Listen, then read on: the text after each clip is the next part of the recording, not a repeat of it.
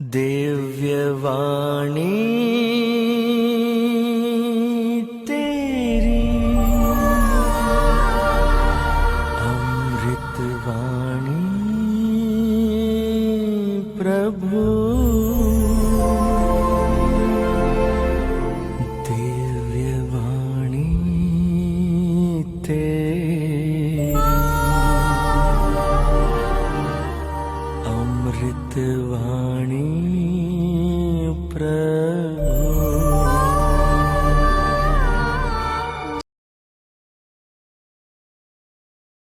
सबों को जय यीशु, प्रेज द लॉर्ड।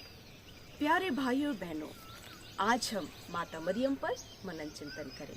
जैसा कि हम सभी जानते हैं, मई महीना माता मरियम के लिए समर्पित महीना है और संत पापा पॉल छठवीं ने मई महीना को माता मरियम के लिए समर्पित घोषित किया है और कैथोलिक कलीसिया परंपरागत रीति से इस मई महीना को माता मरियम की भक्ति में मनाती है और हम सब बड़ी भक्ति के साथ रोजरी माला विनती करते हैं। माता मरियम के साथ पवित्र मिस्सा बलिदान में हम भाग लेते हैं और कलीसिया हमें सिखाती है कि माता मरियम जोआकिम और अन्ना की पुत्री हैं। जैसा कि हम जानते हैं, पिता ईश्वर अपने इकलौते पुत्र को इस संसार में भेजना चाहते थे और जो पिता ईश्वर अति पवित्र हैं, उनके पुत्र स्वयं ईश्वर के पुत्र हैं जो स्वयं पवित्र हैं और उस पवित्र ईश्वर को एक पवित्र गर्भ की आवश्यकता थी और इसलिए माता मरियम को निष्कलंक रखा गया, अर्थात माता मरियम को माँ के गर्भ से पवित्र रखा गया, आदि पाप के कलंक से दूर रखा गया। और द्वितीय वाटिकन सभा ल्यूमेन जेंसियम कलीसिया की शिक्षा हमें सिखाती है कि माता मरियम पवित्र आत्मा का मंदिर है और यहाँ तक कि हमें संत पापा पियूस 9वें 1854 में बताते हैं, घोषित करते हैं कि माता मरियम निष्कलंक गर्भागमन है। और ठीक इस घोषणा के 4 वर्ष के बाद लूर्द में माता मरियम बेर्नाडेट को प्रकट होती हैं और ये बताती हैं कि मैं निष्कलंक गर्भागमन हूँ। प्यारे भाई और बहनों, माता मरियम प्रिय माँ और अति पवित्र माँ है और इसी प्रकार वचनों में हम देखते हैं, नबी ईसाया के वचन में अध्याय 7 पद संख्या 14, जहाँ वचन कहता है, एक कुंवारी गर्भवती होगी, पुत्र प्रसव करेगी और उसका नाम इमैनुएल रखेगी। मतलब ईसा के 700 वर्ष पूर्व ही यह भविष्यवाणी हो चुकी थी और ईश्वर ने एक कुंवारी अर्थात माता मरियम को चुन लिया था। वचन में हम पढ़ते हैं लूकस रचित सुसमाचार अध्याय 1 पद संख्या 28, जहाँ लिखा है, प्रणाम प्रभु की कृपा पात्री।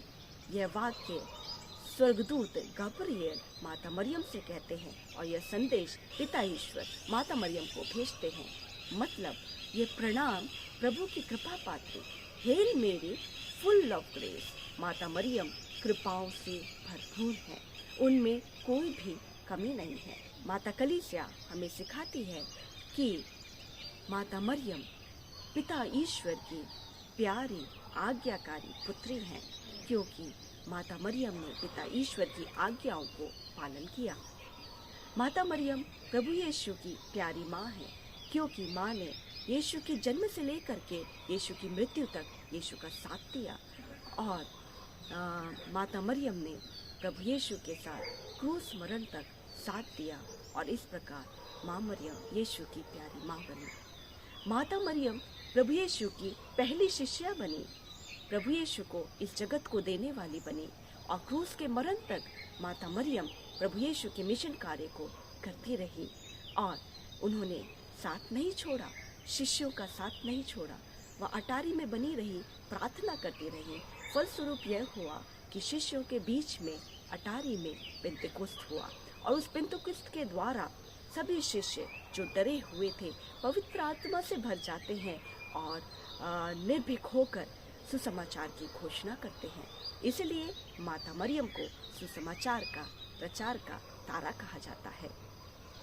और कलीसिया की शिक्षा हमें यह भी सिखाती है कि माता मरियम ईश्वर की माँ है। 431 एडी में लगभग 250 बिशप मिलकर के यह घोषित करते हैं माता मरियम ईश्वर की माँ है, क्योंकि माँ के गर्भ में ईश्वर का पुत्र आने वाले थे। उनमें पूर्णतः ईश्वरता का गुण था, वो पूर्णतः मनुष्य थे। इसलिए कलीसिया ने माता मरियम को ईश्वर की माँ कहा। कितनी सुंदर शिक्षाएं हैं माता मरियम के विषय में। और हम सब जो माता मरियम की भक्ति में आगे बढ़ते हैं, प्रभु यीशु की भक्ति में आगे बढ़ते हैं, और हम सब जो माता मरियम के साथ प्रभु यीशु की भक्ति में आगे बढ़ते हैं, प्रभु यीशु हमें बहुतायत आशीर्वाद देते हैं। मैंने भी अपने जीवन में यह महसूस किया, प्यारे भाइयों और बहनों, जब मैंने प्रभु के अनुग्रह में आगे बढ़ रही थी, मैं आराधना प्रार्थनाओं में बढ़ रही थी, और एक समय ऐसा आया, ईश्वर ने मुझे प्रेरणा दी कि मैं ईश्वर के कार्य के लिए आगे बढ़ूं। लेकिन मुझे समझ नहीं आ रहा था कि मैं कैसे प्रभु के कार्यों को करूं। मैंने कभी जीवन में नहीं सोचा था कि मैं इस प्रकार एक धर्म बहन बनूंगी। मैंने कभी सोचा नहीं था कि मैं इस प्रकार एक नीली पोशाक पहनूंगी और क्रूस माला धारण करूंगी, और कभी ऐसा सोचा नहीं था कि मैं दिव्य रानी संस्था की धर्म बहन बनूंगी। और जब मैं कॉलेज पहुंची तो मैं कोचिंग क्लासेस जाया करती थी और माता मरियम के ग्रोटो में विजिट करती थी, और क्लास जाने के पूर्व माता मरियम के पास जाती थी, प्रार्थना करती थी, और लौटते समय भी माता मरियम के चरणों में समय बिताती थी। और मैं माँ से कहती थी, माँ मेरे लिए आपने क्या जीवन चुना है, मैं कहाँ जाऊँ, और आप ही मेरे लिए रास्ता ढूंढे। मैं प्रभु यीशु के कार्यों को करना चाहती हूँ, लेकिन मुझे नहीं मालूम मैं कहाँ जाऊँ। इस प्रकार मैं माँ से एक दोस्त के समान बातें करती थी, प्रार्थना करती थी, और कुछ समय के बाद, कुछ साल के बाद प्रभु ने मेरे लिए रास्ता बनाया माता मरियम की मध्यस्थता के द्वारा। और फादर जोस प्रकाश ने मुझे आराधना के लिए अपने दिव्यवाणी संस्था में आमंत्रित किया, और मैं बड़ी खुशी से उस आराधना में कुछ समय बिताने के लिए कुछ दिन के लिए चली गई। और प्यारे भाई और बहन, प्रभु यीशु ने उन दिनों आराधना में मुझे बेहद प्यार से भरा, और जब मैं आराधना में बैठती थी, मेरे अंतरतम में एक सुंदर आवाज़ गूंज उठती थी, जहाँ प्रभु यीशु मुझसे कहते थे, यू आर माइन, तुम मेरी हो, तुम मेरी हो। और इस वाणी को मेरे अंदर में जब मैं सुनती थी, मैं अत्यंत आनंदित हो उठती थी, और उस सुंदर अनुभूति में मेरे मुख में एक शहद की मिठास आ जाती थी, और प्रभु के प्रेम से मैं भर जाती थी। और मुझे ईश्वर ने एक स्ट्रॉन्ग फीलिंग दी कि मेरी बुलाहट दिव्यवाणी संघ संस्था में है, जिसका मुख्य कार्य आराधना, मध्यस्थ प्रार्थना और सुसमाचार की घोषणा करना है। और आज मैं इस जीवन से बेहद खुश हूँ, संतुष्ट हूँ और आनंदित हूँ। इस प्रकार माता मरियम की भक्ति में मैं आगे बढ़ती गई हूँ। इस प्रकार माता मरियम ने मुझे प्रभु यीशु के कार्य के लिए दिव्यवाणी संस्था में लेकर के आए हैं। और प्यारे मित्रों, प्यारे भाई और बहनों, मेरे जीवन में, मेरे कम्युनिटी में बहुत सारी ऐसे आशीषें मिली हैं जो माता मरियम के द्वारा है। उनमें से एक आशीष मैं आपके साथ बांटना चाहूँगी। आज से 4 महीने पहले मेरे साथ एक दंपति जुड़े, और पति को पेट का कैंसर था, 3rd स्टेज का कैंसर था। और मैंने उन दंपति को प्रार्थनाओं में, विश्वास में आगे बढ़ाया, कुछ चंगाई के वचनों को दिया, उन्हें 1000 बार लिखने को कहा, माता मरियम की जपमाला विनती को करने को कहा, और माता मरियम की प्रचलित प्रार्थना, मेरी अंडूवर ऑफ नॉट्स, गठान खोलने वाली माँ की प्रार्थना को दिन में 33 बार 33 दिन के लिए करने के लिए कहा।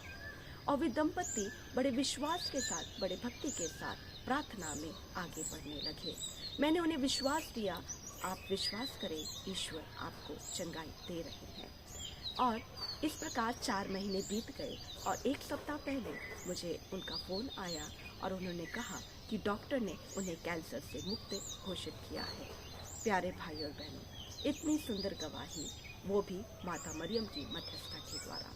और जब हम माता मरियम को अपने जीवन में स्थान देते हैं, माता मरियम की मध्यस्थता द्वारा प्रभु की भक्ति में आगे बढ़ते हैं, माता मरियम काना के विवाह भोज की तरह हमारे जीवन में चमत्कार होने देती है। इसलिए आइए हम सब भी इस मई महीना में माता मरियम की भक्ति में बढ़ जाएं, रोज़री माला करें। जैसे कि संत पापा पॉल द्वितीय अपने कथनों में कहते हैं, जो कोई भी रोज़री माला करते हैं वो अपने सारे बोझों को प्रभु यीशु के करुणा भरे हृदय में दे देते हैं। तो आइए इस रोज़री माला में माता मरियम की भक्ति में हम बढ़ें और प्रभु यीशु के पास जाएं। बहुत सारे परिवारों के साथ प्रार्थना करें, बहुत सारे लोगों की ज़रूरतों के लिए प्रार्थना करें और माता मरियम के सेना में हम जुड़ जाएं।